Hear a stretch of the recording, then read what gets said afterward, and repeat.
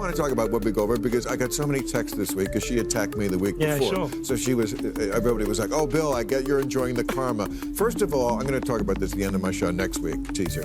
But there is no thing as karma, okay? Get over that. Brace yourself for a fiery political showdown as Bill Maher takes aim at the deepening divide between Republicans and Democrats in today's hyperpolarized landscape. In a world where loyalty to your party means embracing every slogan and stance without question, the contrast couldn't be starker. On one side, Republicans rally behind their anti-mask, lock her up battle cries. On the other, Democrats are often portrayed as the relentless force behind every outrage-fueled social justice headline dominating the news cycle. At times, it feels like some people grab the spotlight simply because, in Donald Trump's words, they're a flawless 10. And let's be honest, I wouldn't mind Whoopi Goldberg firing off a few of her signature jabs in my direction. She's got a knack for dropping outrageous lines, and sometimes her timing is just too perfect to ignore. But here's where things get really interesting. Last week, Joy Behar found herself on the receiving end of Bill Maher's merciless roast, and the internet has been on fire ever since. Maher's brutal takedown wasn't just another comedic bit, it was a reality check that had many people cheering, saying it was long overdue. So what exactly did Behar say to push Maher over the edge? And how did he dismantle her argument so thoroughly that woke Twitter is now in full meltdown mode? We've got every scorching detail, every razor-sharp comeback, and the kind of verbal sparring that'll make your popcorn taste even better. Buckle up, this is one showdown you won't want to miss. Understand that part of our sorry racial history in this country is that the point of view from a black person is often going to be very different and sometimes shocking. Chances are you've seen this clip before, so let's skip the play-by-play. The gist: Joy Behar took a jab at Caroline Leavitt's intellect because, well, that's just how things go on The View. According to Behar, Leavitt didn't land the role of Trump's new press secretary based on merit, but because she happens to be a size 10. Because apparently in Joy's world, dress sizes determine qualifications. The irony, it practically writes itself. Behar has spent years delivering her own brand of hot takes, some insightful, many outright bizarre, without anyone ever demanding her resume. Yet here she was, reducing another woman's success to a number on a clothing tag. Co-host Alyssa attempted to inject some facts into the conversation, highlighting Leavitt's actual experience and qualifications. But Behar wasn't having it. She doubled down, refusing to acknowledge the point. And of course, that's when Bill Maher stepped in with his signature rebuttal, setting the internet ablaze. I watch your show all the time, so I know that you're a comic, but you basically go after Trump and Biden, both of them. And a lot of people are not happy with you about that. I'm not equally.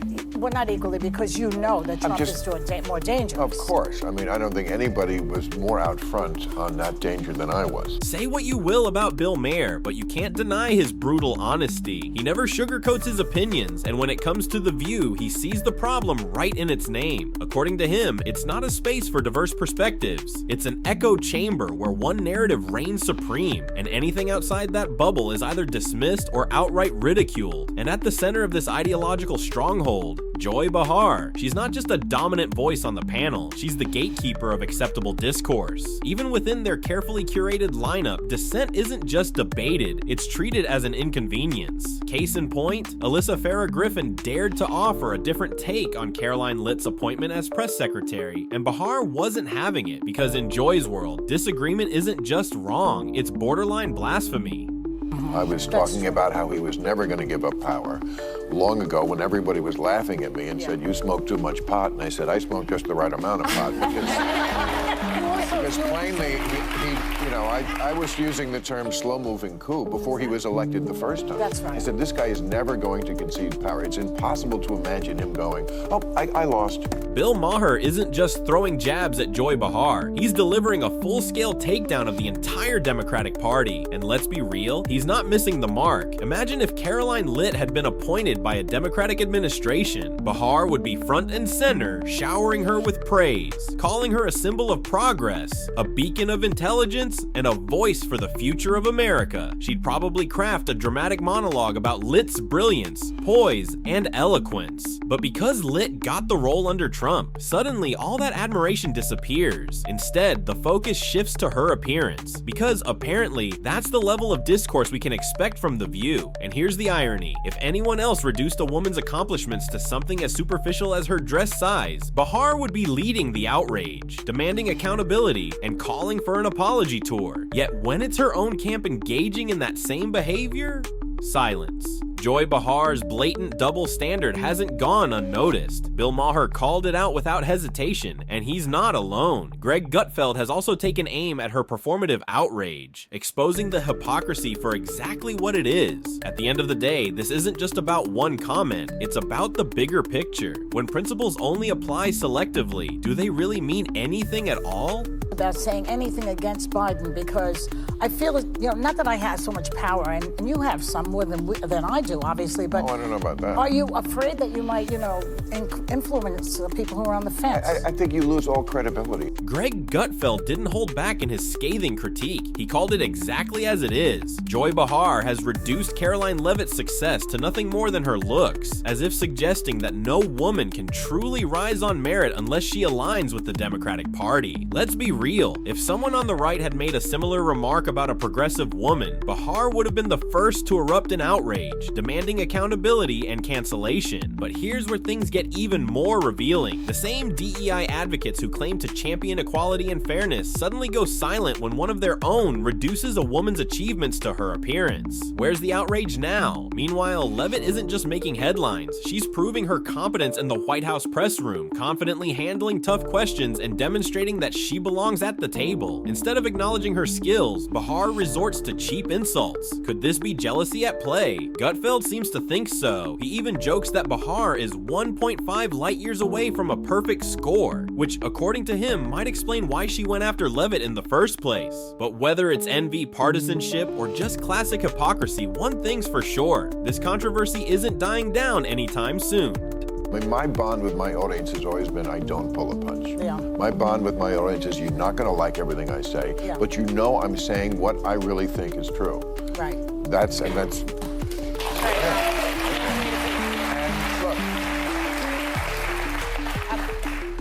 Biden just presents as old. It's not really fair. No. Because he's almost the same age.